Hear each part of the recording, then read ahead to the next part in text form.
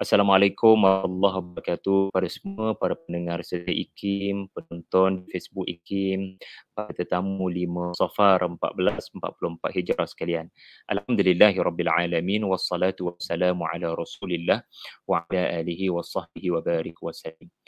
Kita sedang berada di fasa pemuda-pemuda Al-Kahfi telah bangun daripada lena mereka dan mereka merasakan seperti tidak ada perubahan apa-apa berlaku kerana Allah merakamkan perkara pertama yang mereka bincangkan bila bangun daripada tidur mereka adalah berapa lama mereka tidur. Dan bukannya apa telah berlaku pada janggut kamu, apa telah berlaku pada wajah kamu berkedut sana sini, apa telah berlaku pada kuku kamu kenapa panjang, apa sudah berlaku kepada kita semua ni nampak tua, belaka 300 tahun. Tidak dan tidak. Jadi perbualan yang berlaku antara 7 pemuda ini telah mendapat perhatian surah Al-Kahfi ayat 19 hingga ayat 20. Lalu mari kita perhatikan. A'udzubillahi minasyaitonirrajim. Bismillahirrahmanirrahim. وَكَذَلِكَ بَعَثْنَاهُمْ لِيَتَسَاءَلُوا بَيْنَهُمْ قَالَ قَائِلٌ مِّنْهُمْ كَمْ لَبِثْتُمْ. Dan demikianlah kami bangkitkan mereka untuk mereka saling bertanya-tanyaan di antara mereka sesama mereka.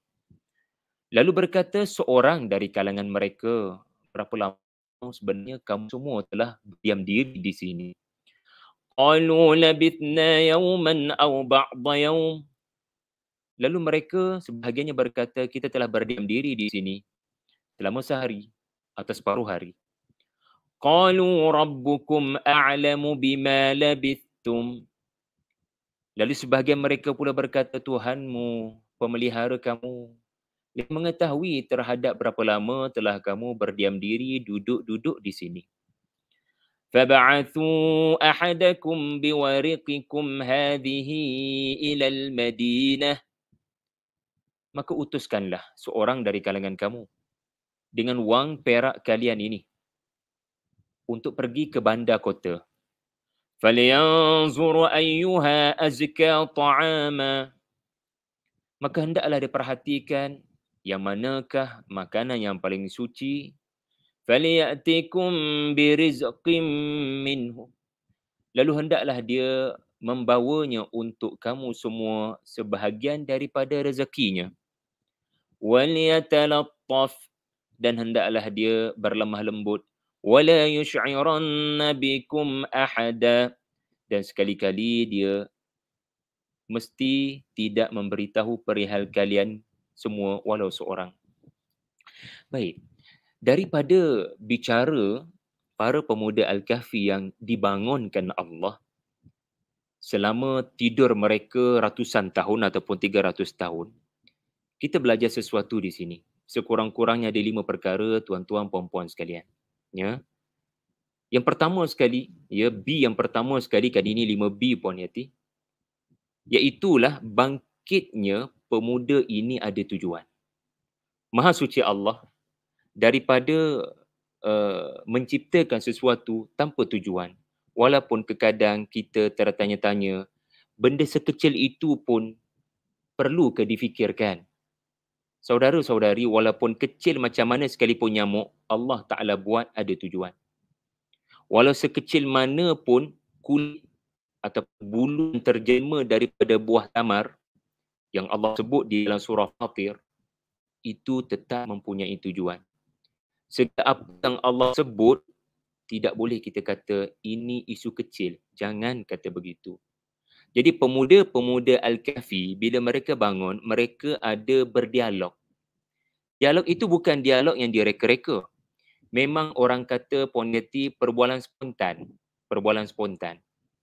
Dan mereka bukan beri ucapan di hadapan manusia lain. Mereka sekadar bersembang. Saya guna istilah bersembang. Supaya kita boleh beza antara sembang dengan memberi ucapan. Beri ucapan ni nampak macam formal, macam memegang mikrofon, bercakap di hadapan ramai orang. Tapi kalau sesama anda, sesama kawan-kawan, duduk pula dalam gua, bukan ada orang tengok pun. Jadi ini namanya bersembang. Sesama anda ni kawan-kawan, bukan orang lain. Takkan anda berceramah pada kawan-kawan. Takkan anda berkhutbah pada kawan-kawan. Ini namanya bersembang. Tetapi Allah Ta'ala merakamkan dan menjadikan ia sebahagian daripada ayat Al-Quran. Dan dikekalkan sampai hari kiamat. Maknanya apa? Dialog diorang, sembang diorang tu ada tujuan. Setengah orang kata, ya, tak payah kot beri perhatian kepada apa yang diorang sembang. Sedangkan Allah merakamkan sembang mereka itu yang mana sampai kepada saya kira ni 1, 2, 3, 4, 5, 6 rangkap. Kalau mushaf kita tu, muka surat 295 tu, tuan-tuan apa-apa boleh belik sendiri. Sampai 6 rangkap tu. Kalau sampai 6 baris, ini nampak hal serius. Ini perkara yang mesti dititik beratkan dan saudara-saudari tidak boleh berkata itu isu remeh. Segelintir orang, dia suka membesarkan perkara yang Allah kecilkan. Sebahagian orang suka mengecilkan apa yang Allah besarkan. Kita sepatutnya memberi perhatian dengan membesarkan apa yang Allah besarkan dan mengecilkan apa yang Allah kecilkan. Terkadang segelintir kita lebih suka bertanya tentang nama-nama pemuda itu. Sedangkan bagi Allah Subhanahu Wa Taala, nama-nama itu tidak penting mana. Yang penting apa yang mereka duk sembang tu. Sebab Allah jadikan ayat Al-Quran kerana sembang mereka ada teladan yang amat berharga sehingga Allah tidak mahu kita ni yang duduk di akhir zaman ni, di zaman menjelang Dajjal nak muncul, terlepas mutiara berharga daripada ucapan ni. Jadi apa ucapan diorang? Ucapan diorang adalah, hey, saudara-saudariku, berapa lama je kita tidur? Lalu lahir kumpulan Puan Yeti. Kumpulan yang bersatu adalah kumpulan yang saya rasa kita tidur seharian lah. Lain benar, lain macam kita tidur ni. Alahai kita pun bila bangun daripada tidur, ada pernah tanya suami, berapa lama bang saya tidur bang? Ataupun suami pernah tanya kita, yang berapa lama ya kita tidur? Mana pernah disembang begitu? Sebab tidur itu satu fenomena biasa bagi kita. Satu fenomena biasa, tak ada benda sangat nak dibincangkan. Tetapi tiba-tiba, kalau kawan baik satu asrama yang tidur dengan kita, ataupun suami isteri kita sendiri, ataupun dengan anak-anak kita sendiri, mama, berapa lama ya kita tidur? Ini menunjukkan ada benda aneh telah berlaku. Dan anda cenderung untuk berbincang dengan lebih dalam tentang kita kena siasat. Berapa lama sebenarnya kita tidur? Tiba-tiba ada kumpulan yang kedua muncul selepas kumpulan yang pertama yang excited nak bincang berapa lama kita tidur, dan kumpulan ini menyarankan agar berhenti berbincang. Kita takkan jumpa noktah kepada perbincangan ni. Ada baiknya kita melihat perbuatan tidur kita itu adalah perbuatan daripada Rabbukum a'lam bima labithtum. Tolonglah lihat perbuatan tidur itu perbuatan daripada Rabbun. Ia adalah perlindungan daripada Allah. Kita tak tahu apa yang berlaku sepanjang kita tidur. Yang pasti Tuhan telah jaga kita. Rabbukum. Artinya Rabbun. Saya pernah hurai dahulu kepada saudara-saudari semua, ayah ibu, di mana ia bermaksud bukan sekadar Tuhan, tetapi penjaga, pemilik, pelindung, pemberi kasih sayang, pemberi ilmu. Apa yang cuba ditekankan oleh kumpulan yang kedua ini? Yang menegur sesama pemuda-pemuda Al-Kahfi. Terkadang kita terlalu excited dengan operasi di akal fikiran ni. Kita excited nak berbincang, buat siasatan, buat kajian, tengok pokok kat luar, tengok matahari untuk menandakan berapa lama kita tidur. Sehingga kita terlupa. Terkadang yang lebih penting bukan berapa lama kita tidur. Bukannya membesarkan tentang apa telah berlaku pada kita, tetapi membesarkan apa yang Tuhan telah buat pada tubuh badan kita. Apa yang sebenar telah Tuhan lakukan pada kita sebenarnya. Jadi pemuda-pemuda ini ya telah sepakat untuk berkata apa yang telah terjadi adalah tanda-tanda kebesaran Allah. Soal berapa lama, wallahu a'lam. Yang penting tidur itu sendiri ada tujuan. Tidur itu sendiri Allah kurniakan sebagai kerehatan. Bukankah kita bimbang-bimbang, takut-takut? Allah telah selamatkan kita dengan tidur. Rabbukum. Cara Allah lindungi kamu dengan cara tidur. Wa ja'alna naumakum subata. Kita baca juzul amma, kita baca surah An-Naba, Allah jadikan tidur itu subata. Dia putuskan kamu daripada resah gelisah. Yalah, tak ada orang kalau resah gelisah dia boleh tidur. Tapi bila dia boleh tidur, dia terputus seketika. Dia diputuskan Tuhan. Itu cara Allah biarkan manusia tidak ingat apa akan hidup dia. Iaitulah dengan cara tidur. Jadi fokus pada kehebatan Allah pada kejadian tidur. Dan bukannya excited nak menggunakan akal fikiran bagi melakukan operasi siasatan berapa lama kita tidur. Sebab manusia tidak diberitahu dalam hal-hal ghaibiyat seperti ini. Jadi ini antara menarik bagaimana sembang yang kecil-kecil itu pun Allah jadikan dialog yang dirakamkan di dalam Al-Quran. Okey. Kemudian politik yang kedua, berwaspada dengan fitnah kekayaan. Pemuda Al-Kahfi telah berkata,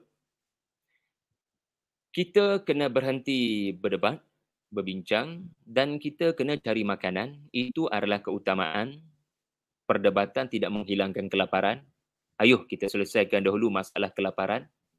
Dan ini duit kita semua. Tolong lantik satu orang untuk guna duit perak ini. Fab'athu ahadakum biwarikikum. Tuan-tuan perhatikan ada kalimah kum di situ. Maknanya ini bukan duit saya, ini duit kita bertujuh yang sudah kita tabungkan. Kita dah kumpulkan sekali. So hasil kita kumpul sekali ni, ambil satu orang, turun daripada gua, pergi beli roti gardenia ke apa untuk menghilangkan kelaparan kita semua. Dan dia telah berpesan, ya, agar berhati-hati memilih makanan, iaitulah memilih makanan halal, dan juga bawa datang rezeki. Kenapa penting ketua pemuda Al-Kahfi ni kata falyatikum birizqin minhu? Bawa mari rezeki. Kenapa dia tak kata bawa mari roti? Tetapi dia kata bawa mari rezeki. Sebab ada orang dia melihat roti itu sebagai roti, lalu kerana dia lapar, dia akan membeli sesuka hati. Tetapi kalau kita pandang roti sebagai rezeki Allah, sikit atau banyak yang dia berjaya dapat, itu yang terbaik daripada Tuhan. Dia ada perasaan timbang rasa pada orang lain. Kalau saya monopoli roti ni, saya beli kerana saya begitu lapar, lalu kita beli banyak-banyak, semuanya ikut kita punya hawa nafsu, akan ada orang tak dapat memperolehi roti tersebut. Sebab kita sudah monopoli. Jadi ini satu benda penting saudara-saudari, di mana pemuda Al-Kahfi mengajar kita cara pandang perbelanjaan. Jangan kerana duit kita banyak, kita beli sesuka hati. Sebab apa? Kamu bukan guna duit kamu tu.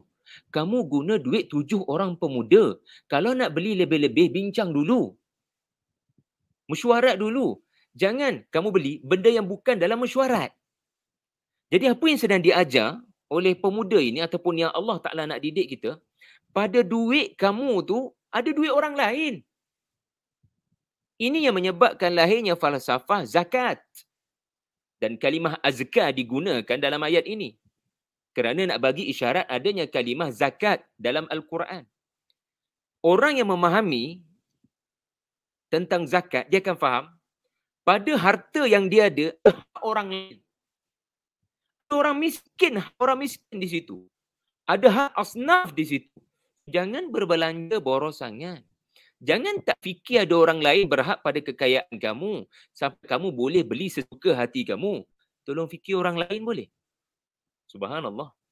Jadi jangan kita gopoh-gapah menggunakan duit yang ada di tangan untuk membeli apa sahaja, kerana ini bukan sikap orang yang diberikan Allah rahmah. Pemuda Al-Kahfi adalah contoh manusia diberikan Allah rahmah. Mereka berdoa, Rabbana atina min ladunka rahmah. Lalu Allah berikan kepada mereka rahmah. Dan antara rahmah Allah kepada diorang adalah mereka ada sifat rahmah pada orang lain. Saya boleh beli sebab duit banyak ni. Saya boleh sapu bersih roti gardenia dekat 7E ni. Kebetulan kita nak duduk gua berapa lama ni, kita pun tak tahu, kita beli semua. Ada duit kita, anak-anak bangsawan. Kita ada banyak duit ni, kita dah tabung. Tapi sekejap, kamu nak beli apa-apa, kamu kena ingat, ini diputuskan ke tidak oleh 7 orang pemuda. Adakah kamu beli ni berdasarkan kamu minta izin dulu? Sebab ini bukan duit kamu saja, ini ada duit orang lain. Jadi falsafahnya adalah dalam kekayaan kita, always kena ingat ada hak dan harta orang lain. 2.5% itu. Ya. Baik. Kemudian subhanallah, kita lihat pada pengajaran ketiga, hebat Quran Puan Yati, walaupun nampak macam cerita, macam dialog, sembang, tapi satu persatu Allah tegur kita. Ya, Allah tegur kita tentang zakat kita macam mana, ya. Kemudian yang ketiga, beri perhatian pada makan dan minum. Sebab apa? Sebab makan minum ni dia boleh berkesan pada hati. Allah larang mukmin dalam surah tu, ya, Al-Maidah, seingat saya, agar jangan mendekati solat dalam keadaan kamu mabuk. Mabuk ni datang daripada apa? Makan minum. Ini adalah perintah pertama sebelum Allah haramkan terus arak. Sebab ada makan minum boleh beri mudarat pada akal sampai hatta ta'lamu ma taqulu. Sebab ada orang dia makan, dia minum sesuatu yang menyebabkan dia tidak lagi boleh berfikir tentang apa yang dia ucap dalam solat. Maknanya ada makan minum yang melalaikan hati kamu. Ya benar, kadang makanan itu kamu makan halal, disembelih. Tetapi kena fikir juga, bagaimana kamu punya duit yang menyebabkan kamu dapat beli makanan halal itu. Dibimbangi cara menuju kepada membeli makanan halal itu tidak halal. Iaitulah kamu melakukan pekerjaan yang salah di sisi syarak, mengambil duit dengan mencuri, lalu duit kecurian itu diguna untuk membeli makanan halal. Itu pun tidak halal. Matlamat tidak menghalalkan cara. Nak makan benda baik tapi guna duit curi daripada masjid. Tak boleh. Jadi azka ta'aman, pemuda Al-Kahfi sangat menitik beratkan hal makan minum. Ini jelas menunjukkan mereka ini sangat dekat dengan ajaran Nabi Isa. Pun Nabi Isa sudah tiada waktu ini, barangkali sudah naik ke langit ratusan tahun. Sebab apa Nabi Isa? Sebab Nabi Isa ni antara mukjizat dia, ya, kalau Puan Yati masih ingat zaman-zaman kita berbicara pasal ibrah dahulu, ya, saya sebut mukjizat Nabi Isa ni, dia tahu apa awak makan dalam rumah. Subhanallah. Nabi Isa ni, dia punya mukjizat, dia boleh habak, dia boleh bagi tahu awak makan apa pagi tadi. Awak makan benda yang tak halal. Awak makan perkara yang syubhah. Dia boleh bagi tahu Bani Israel makanan apa mereka telah makan tadi rupa-rupanya tidak syar'i. Sebab itulah Nabi Isa sangat tidak disukai, dibenci oleh Yahudi. Sebab Nabi Isa bukan setakat bagi tahu makanan apa kamu makan pagi tadi, dia siap bagi tahu ni ada Bani Israel, orang-orang yang telah diberikan penghormatan kerana ada ilmu agama. Tiba-tiba mereka makan rasuah, mereka makan riba, dan mereka simpan perak, emas bawah bantal, bawah katil, dalam almari, mengumpul kekayaan sedangkan jiran mereka gelandangan. Orang miskin papa kedana di keliling mereka, langsung mereka tidak perhatikan. Mereka menyimpan dan menyimpan dan menyimpan. Sedangkan apa yang Allah Ta'ala mahu bukannya prinsip menyimpan sahaja, tetapi infak, sedekah. Jadi ini menyebabkan Nabi Isa dibenci. Tiba-tiba pemuda Al-Kahfi juga menitik beratkan hal-hal makan minum. Ini jelas menunjukkan mereka sangat terpengaruh dengan ajaran Islam yang amat menitik beratkan perihal makan minum. Jadi tuan-tuan puan-puan, makan kenyang sangat pun tak boleh. Nanti kita tak ada semangat untuk menghayati apa kita cakap di dalam solat yang kita kerjakan. Lapar sangat pun susah juga hati kita. Maka sebab itu Allah nak kita ambil jalan tengah. Azka ta'aman. Jangan biarkan perut kosong, ya. Sebab tu kena berbuka. Jangan biarkan perut kosong. Sebab tu Allah jadikan Makkah bukan padang pasir. Allah murahkan rezeki. dengan buah-buahan daripada air Zam-Zam, tetapi jangan pula sampai terlampau kenyang hingga tidak boleh lagi berdiri untuk solat dan menghayati apa yang kita bacakan. Jadi itu cerita tentang pemuda Al-Kahfi menitik beratkan makan minum. Tuan-tuan ingat ya, akhir zaman yang menghampiri detik-detik Dajjal nak muncul ini, antara industri yang paling terdedah kepada kotoran dan punca-punca penyakit kanser adalah industri pemakanan. Berwaspada dengan makan minum kita beli di kedai-kedai, di mall dan seumpama dengannya. Takut dah masuk macam-macam perencah tambahan yang membawa mudarat pada tubuh badan. Halal tu halal, tapi tidak tayyiban positif. Tidak tayyiban. Tak ada kualiti, tak ada khasiat. Dah dicabut dah yang baik-baik, yang original, yang organik tu. Ya, jadi itu yang ketiga. Yang keempat, berusaha mematuhi sains kemenangan. Maksudnya apa? Kita ni tidak boleh tawakal begitu sahaja tanpa usaha. Kita study musuh kita. Kita kena study strategi yang terbaik. Sebab pemuda-pemuda Al-Kahfi, kita bincang minggu lepas, kenapa diorang bawa anjing? Bukan ke bahaya tak bahaya ni Allah telah tentukan. Ajal maut sudah ditentukan Allah. Tapi diorang bawa anjing. Dan anjing itu berfungsi dengan baik kepada tuannya. Dan dirakamkan di dalam Al-Quran. Sebab ini strategi, ini cara untuk mengelak bahaya. Dan sekarang kita lihat ayat 19, ayat 20, satu persatu SOP diumumkan oleh Ketua Al-Kahfi. Saya namakan SOP sebab detail, memang detail dia punya pengumuman tu. Mula-mula dia kata, ya, pastikan kita berhenti berdebat. Kemudian yang kedua, kita lantik satu orang. Jangan pergi beramai-ramai. Tak ada faedah pergi ramai-ramai sekadar nak beli makanan. Lepas tu kena cari orang yang mahir dengan geografi dan lokaliti. Dia paling tahu kat mana restoran halal. Kalau tidak, dia ambil masa, dia buang masa kita pun mati kebuluran belaka sebab lambat sangat nak cari kedai. Yang keempat, pastikan dia bercakap dengan talatuf, dengan lemah lembut. Dia tak boleh emosional pada non-Muslim yang mungkin akan perasan dia ni orang yang beriman. So dia jangan marah-marah. Orang ini kalau kena tangkap, dia akan bocorkan rahsia kita semua. Jadi kenapa detail dia punya pengumuman SOP dia tu? Sebab dia takut salah satu step by step tadi gagal. Dia risau satu langkah gagal, semua akan gagal.